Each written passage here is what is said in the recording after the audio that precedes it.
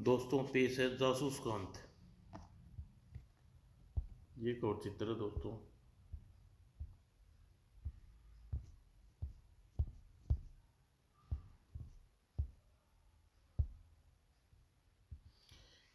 इंसान को अंतरिक्ष में ले जाने वाले देश का पहला रॉकेट लॉन्चिंग पैड पर पहुंचा हुआ था। उड़ान के अंतिम चरण की तैयारी चल रही थी। तकनीक तकनीकी दल अध्यक्ष सुभाष शर्मा अपने 3 सहयोगियों के साथ अंतिम चेकिंग लॉन्चिंग पैड पर निकट पहुंचा। हमें रॉकेट के भीतर जाकर हर चीज़ का अंतिम बार चेक करना चाहिए सर। चारों लॉन्चिंग पैड में लगी लिफ्ट में सवार हुए। लिफ्ट ने उन्हें कैप्सूल तक पहुंचा दिया, जिसमें अंतरिक्ष यात्री कमांडर सुरेश शर्मा बैठकर यात्रा करनी थी। कैप्सूल के भीतर पहुंचकर चारों ने अपने कामों में लग गए। 1 घंटे की सारी चेकिंग पूरी हो गई। Everything is okay sir. Good. तुम तीनों बाहर जाओ, मैं अंतिम बार चेकिंग करने के बाद आऊँगा। Yes sir. तीनों सहायक बाहर चले गए। मुझे अपना काम कर देना चाहिए। फिर कंट्रोल बोर्ड के नीचे फैले हुए तारों के जब झुक गया। कटर से उसने एक तार काट डाला। कटे हुए तारों के दोनों सिरे उसने टेप से बोर्ड की दीवार से चिपका दिए। अब किसी को अंदाजा नहीं हो सकता कि यहाँ एक तार कटा हुआ है। काम समाप्त करने के बाद वह रुमाल से माथे में पसीना पोंछना, भगवान मुझे इस गुनाह के लिए क्षमा करना, यह करना मेरे लिए मजबूरी है। रॉकेट से बाहर आकर उसने अर्थ कंट्रोलिंग रूम को संदेश दिया। रॉकेट की हर एक चीज़ काम कर रही है और रॉकेट उड़ान के लिए पूरी तरह तैयार है। कंट्रोल में बैठे सभी वैज्ञानिक इंजीनियर उड़ान की तैयारी करने लगे। कमांडर रमेश शर्मा ने रॉकेट में पहुंचने का आदेश दिया जाए। कुछ देर बाद रॉकेट रूम में मास्टर स्क्रीन पर मास्टर सुरेश शर्मा दिखाई दिया। कैप्सूल के भीतर पहुंचकर सबसे पहले कमांडर ने विदाई संकेत रूप में हाथ हिलाया और फिर भीतर चला गया। कैप्सूल का दरवाज़ा बंद हो गया। रॉकेट के भीतर पहुंचकर कमांडर सुरेश शर्मा पायलट से संभालने में उड़ान के लिए तैयार हुआ। कंट्रोल के काउंटर पर उड़ान की उल्टी गिनती अंतिम चरण शुरू हो गया। 9, 10, 9, 8, 7 और कमांडर सुरेश शर्मा अपनी उंगली को ब्लास्टिंग स्विच पर रख दी। 5, 6, 4, 3, 2, 1 और ब्लास्ट। कमांडर सुरेश की उंगली स्विच दबाया और अगले ही क्षण कंट्रोल बोर्ड में आग का शोला उगला। ओह आग! यह क्या हुआ कमांडर सुरेश? आग आग! और रॉकेट लॉन्चिंग पैड में ऊपर नहीं उठा और भीतर आग लग गई। टन टन टन टन। मास्टर स्क्रीन पर अब सरपाग के शोले नजर आ रहे थे। ओह गॉड, सब कुछ खत्म हो गया। वर्षों की मेहनत आग में भस्म हो गई। बेचारा सुरेश कमांडर जरूर जलकर राख हो गया होगा और उसके साथ करोड़ों रुपए जमीन का मिशन का भी अंत हो गया। उसी रात तकनीकी की दल का चीफ सुभाष वर्मा परिवार के साथ बैठा और न्यूज अलाउंस पर कह रही थी रॉकेट में आग तेजी से फ्यूल टैंक की ओर बढ़ना शुरू कर दिया। एक भयानक दुर्घटना घटने वाली थी और जैसे ही खतरनाक समय तकनीक चीफ सुरेश शर्मा ने अपनी हाजिरी और दिमाग से बड़ी दुर्घटना होने से बचा ली। उन्होंने एक यान में विशेष बटन दबाकर कैप्सूल को रॉकेट से अलग कर दिया और अगर रॉकेट के अंदर आग लग जाती तो भयानक स्थिति बन जाती और अनाउंसर की आवाज़ के बाद स्क्रीन पर साइड प्लेट पर सुभाष वर्मा का चित्र दिखाई दिया। श्री सुभाष वर्मा इन सराहनीय कार्य की सभी ने प्रशंसा की है। डैडी, ओ डैडी, आप कितना बड़ा काम किया है। हाँ बच्चे, तुम्हारे डैडी इतना महान काम किया है, हमारी गर्दन गर्व से तन गई। मैंने कैसा महान काम किया है मेरा दिल जानता है। फिर अचानक सुभाष वर्मा ने टीवी बंद कर दिया और पत्नी से कहा, रमा बच्चों को बेडरूम में ले जाओ, सोने का समय हो गया। लेकिन आपने टीवी क्यों बंद कर दिया? डैडी टीवी खोलिए, मैं आपको देखूंगा। चुप रहो और मम्मी के साथ बेडरूम में जाओ। यह अचानक आपको क्या हो गया? रमा, इस वक्त मैं बहुत परेशान हूँ, कुछ देर एकांत में रहना चाहता हूँ, प्लीज बच्चों को लेकर बेडरूम में जाओ। ओके। और अकेले रह जाने पर अपने सिर थाम कर सोफे पर लेट गया।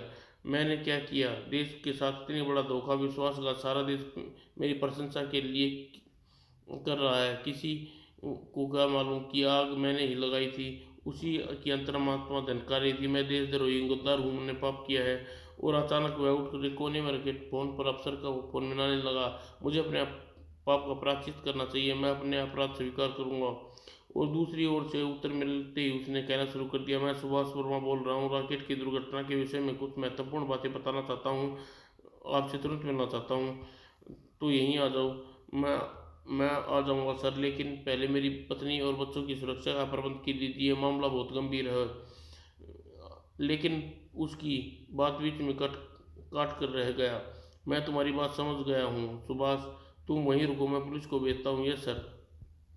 और लड़खड़ाते कदमों से अपने बेडरूम की ओर चल पड़ा। जाने से पहले अंतिम बार बच्चे से प्यार कर लूँ, दोनों बच्चे सो चुके हैं। तुम, क्या बात है डियर, तुम कहीं जा रहे हो? हाँ रमा, मैं अपने बॉस से मिलने जा रहा हूँ। तभी बाहर दरवाजे की घंटी बजी। इसमें कौन आया है? पुलिस होगी, मैंने घर की सुरक्षा के लिए पुलिस बुलाई। पुलिस? रमा कुछ पूछने से पहले ही बेडरूम से निकल गया। उसने दरवाज़ा खोला। तुम्हारा नाम सुभाष वर्मा है? यस। हमें हेडक्वार्टर से आदेश मिला तुम्हारे मकान की निगरानी करें, तो अंदर आइए। वो चारों भीतर प्रविष्ट हुए। सुभाष ने पहली नज़र बाहर डब्बा उठाया और व्यक्ति पर पड़ी। यह पेट्रोल का डब्बा लेकर आए हैं? ओ गॉड, लगता है ये असली पुलिस वाले नहीं है, मेरी हत्या करना के लिए आए हैं। घबरा कर वह पीछे हटा और दीवार से जा टकराया। कौन हो तुम लोग? उत्तर में उस एक व्यक्ति ने जेब से पिस्तौल निकाला और फायर कर दिया। पिस्तौल की नाल में सुई का आकार का तीर निकलकर सुभाष की बाह में धंसा। सुभाष का मुख से कोई चीख न निकली। उसका सिर लहराया और फर्श पे गिर गया। इस इसकी पत्नी और बच्चे इस समय बेडरूम में हो सकते हैं, तुम जाकर देखो। लपक कर बेडरूम में घुसा। कौन हो तुम? उस व्यक्ति ने अपने हाथ में से तौलिया उतार फेंका और छलांग लगाई। रमा के निकट पहुंचा और अगली पल कर और मुंह पकड़ लिया। उसने रमा की गर्दन ऊपर उठाई और उस तरह से तेज धार ने उसकी गर्दन काट दी। फिर उसने रमा को फर्श पर धकेल दिया। उसके शरीर कुछ देर तक पर शांत हो गया। शोर सुनकर दोनों बच्चे जाग गए। मम्मी!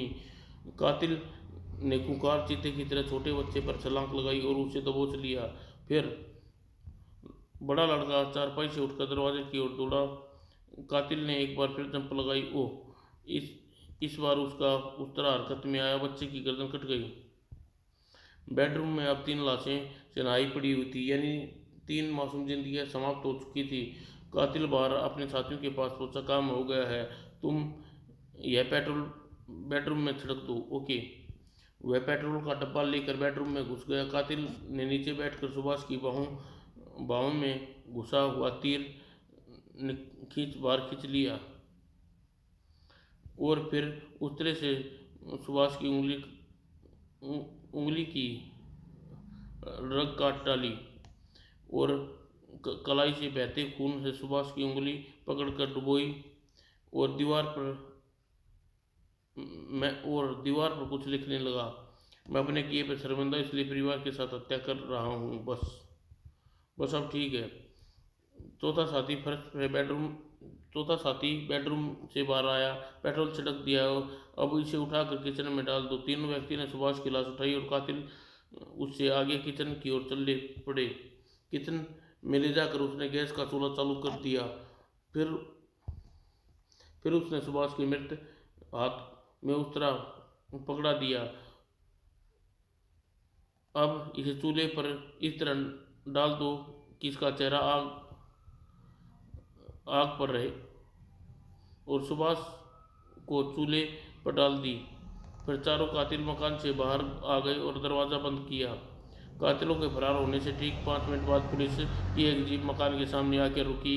अगले सुबह पुलिस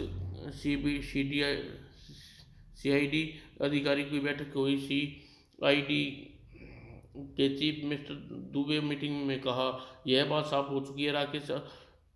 राकेश ने आगे इंजीनियर सुभाष वर्मा की कार लगी। अपना अपराध स्वीकार करने के लिए उसने अपने आप से संपर्क किया और अपने परिवार की सुरक्षा की मांग की। उसने घर की निगरानी के लिए पुलिस भेजी गई, मगर पुलिस पहुंचने से पहले उसने उस तरह से अपने परिवार की हत्या की, उसके बाद खुद आत्महत्या कर ली। हमारी समझ में यह नहीं आ रहा आशिकी कि उसने खुद गैस के चूल्हे पर जलकर मरने की कोशिश क्यों की, उसके घर में आग क्यों लगाई। लेकिन उसके घर में आग लगी तो नहीं। हाँ जी हाँ, आग नहीं लगी क्योंकि गैस सिलेंडर में बहुत कम थी और आग सिलेंडर से बाहर फैलने का मौका ही नहीं मिला। सुभाष का चेहरा बुरी तरह जल नहीं पाया था, गैस खत्म हो गई और घर जलने से बच गया, जबकि बेडरूम में काफ़ी मात्रा में पेट्रोल छिड़का हुआ था। यह यह हालात देखते हुए हमारे विशेषज्ञ किस नतीजे पर पहुंचे सर? हमारे जासूस सुभाष के मकान के कुछ ऐसे सबूत मिले हैं जिससे साबित हो गया सुभाष उसके परिवार की हत्या की गई है और उन यह काम उन लोगों का है जो जिसके कहने पर सुभाष राकेश नष्ट किया होगा। वह लोग कौन हो सकते हैं जिनने हमारे देश पर इतना बड़ा नुकसान किया? सुभाष के घर में कुछ ऐसे कागजात मिले हैं जिनसे यह पता चलता है कि 1 महीने से चीनी एजेंट नियमित खाना खाने जाता है और चीनी रेस्टोरेंट का नाम है ड्रैगन इन है और उसके मालिक किंग लाई का व्यक्ति हमेशा संदिग्ध रहा है। तो किंग लाई के विरुद्ध जांच चल रही है। हाँ, सीआईडी इंस्पेक्टर हरीश पटेल, उसका सहायक राजन त्यागी उन चीनी एजेंट की जांच पड़ताल कर रहे हैं। उधर CID inspector Harish Patel Dragon Inn restaurant के ड्राइंग हॉल में बैठा सोच रहा था, यह बहुत महंगा रेस्टोरेंट है, अधिक शहर का धनी वर्ग ही यहाँ आता है और सुभाष धनी नहीं था। वह हर महीने इस रेस्टोरेंट का खर्च कैसे बर्दाश्त करता था?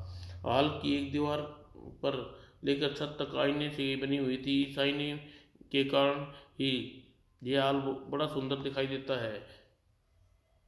हरीश आईने की ओर देखते हुए व्यस्त था कि उसका सहायक त्यागी तेज तेज चलता हुआ टेबल के पास आया। क्या बात है राजन, काफी जोश में दिखाई दे रहे हो? यस सर, मैंने महत्वपूर्ण बात पता की है।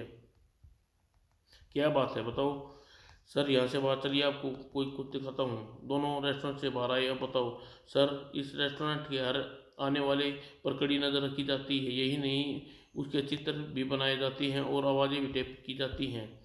यह तुम कैसे कह सकते हो? मैंने रेस्टोरेंट के 2 कर्मचारी की बातें सुनी है। वह रेस्टोरेंट की इमारत में बनी ऐसे कैमरे का जिक्र कर रहे थे जिस कैमरे में और टेप रिकॉर्ड भी। फिर तो हमें कमरा तलाश करना चाहिए। मेरा ख्याल है कि उस कमरे का रास्ता रेस्टोरेंट के पीछे गली में है। मैं इधर चक्कर लगा कर आता हूँ। मैंने रेस्टोरेंट का पिछला दरवाज़ा राइफल लिए एक व्यक्ति को पहरा देते देखा है।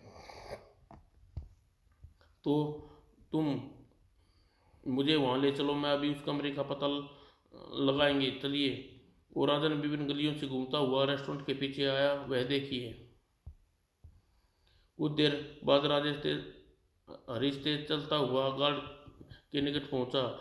भाई, माचिस होगी? गार्ड माचिस निकालने के लिए जेब में हाथ डाला, तभी नीचे गिरकर गार्ड राइफल सीधी करनी चाहिए लेकिन कोशिश की, लेकिन राजन भी निकट आ पहुंचा और उसने राइफल उठाई और गार्ड बेहोश हो गया। राजन, दरवाज़ा खुला है, इसे खींचकर भीतर ले आओ। दरवाजे के पीछे एक लंबा कॉरिडोर रास्ते से खींचते हुए भीतर घुसा। यह मीटर रूम है, इसे भीतर डाल देते हैं। गार्ड के बेहोश शरीर को उसने मीटर रूम में घुस दिया। इसे 2 घंटे से पहले होश नहीं आ सकता, इतनी देर में हम यहाँ से वापस जा चुके होंगे। फिर कॉरिडोर में वापस आगे बढ़े, उस कमरे को देखना चाहिए। हरीश धकेलता हुआ थोड़ा दरवाज़ा खोला, भीतर कोई है। दोनों अंदर घुसे। वह शायद दूसरे कमरे का दरवाज़ा है। दूसरे कमरे में घुसते ही हैरान रह गए। ओ गॉड, यह क्या देख रहा हूँ? यह पैरालाइज ग्लास है राजन, यही हाल की ओर है जिसका रुख है एक तरह का दर्पण की तरह, यानी इस तरफ से पार नहीं देखा जा सकता और इस पार हमेशा इस पार देखा जा सकता है। देखिए कैमरे। हाँ राजन, अब बात समझ में आ गई। इस कैमरे से रेस्टोरेंट में आने वाले लोगों की तस्वीर बनाई जाती है, लेकिन क्यों? यहाँ करोड़पति आते हैं और अय्याशी करते हैं। यहाँ का इस कैमरे से उनकी तस्वीर उतार ली जाती है और बाद में उन्हें ब्लैकमेल किया जाता होगा। इस अलमारी को खोल कर देखना चाहिए। इसका ताला खोलता हूँ। कुछ क्षण बाद अलमारी खोली। इसमें तो वीडियो कैसेट भरे हुए हैं, कुछ तस्वीरें भी हैं। और फिर तस्वीरें देखकर चौंकाओ गार्ड, यह तो इंजीनियर सुभाष वर्मा और चीनी लड़की के साथ।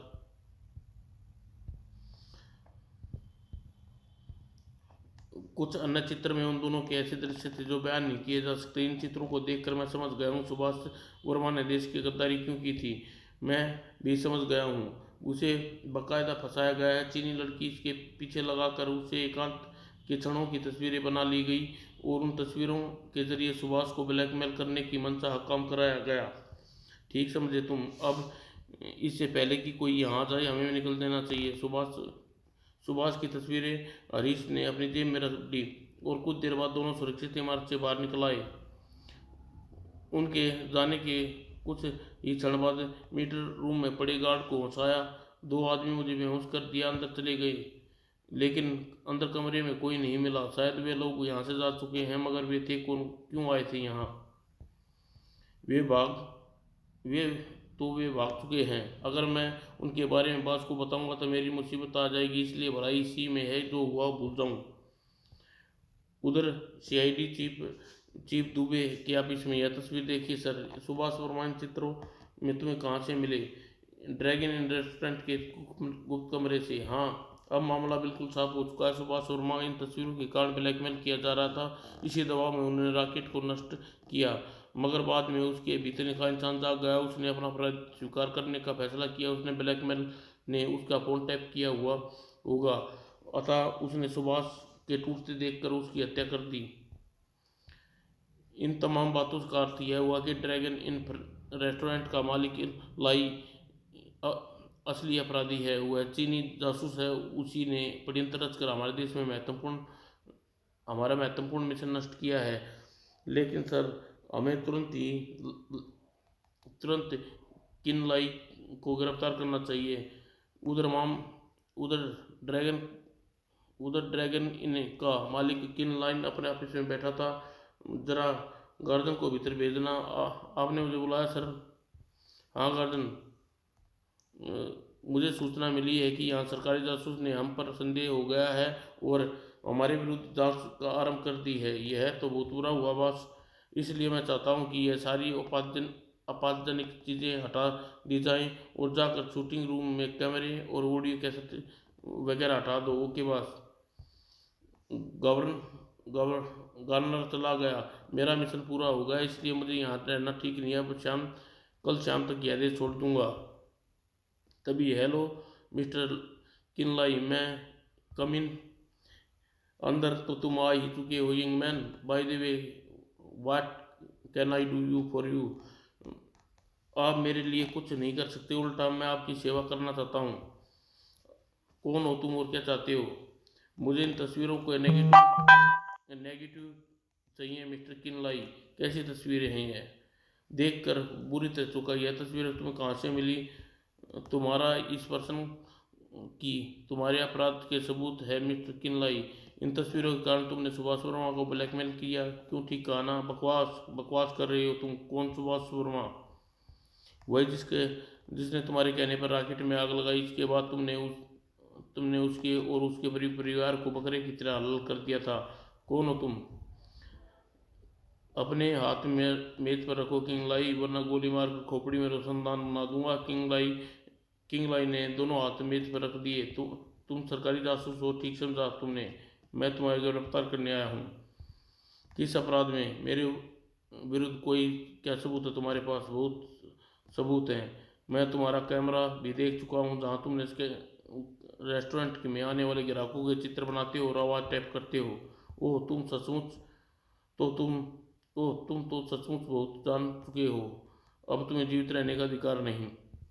और किंग लाई की बात समाप्त होती ही उसके पीछे का दरवाज़ा खुला और अगले ही पल तीनों व्यक्ति भीतर आ गए। ही हाँ हाँ, मिस्टर सरकारी जासूस, क्या ख्याल है, तुम्हें गिरफ्तार करोगे? यह लोग भीतर कैसे आ गए? मैंने बुलाया। मेज के नीचे बटन बटन एक बटन है, मैंने पाँव से दबाया। इन लोगों को समझ गया हूँ, मुझे इनकी ज़रूरत है। ओह गॉड, इस बारे में मैंने सोचा ही नहीं था, और अब सोचने का समय भी नहीं रहा। मेरा राज जानने के बाद तुम जिंदा नहीं रह सकते।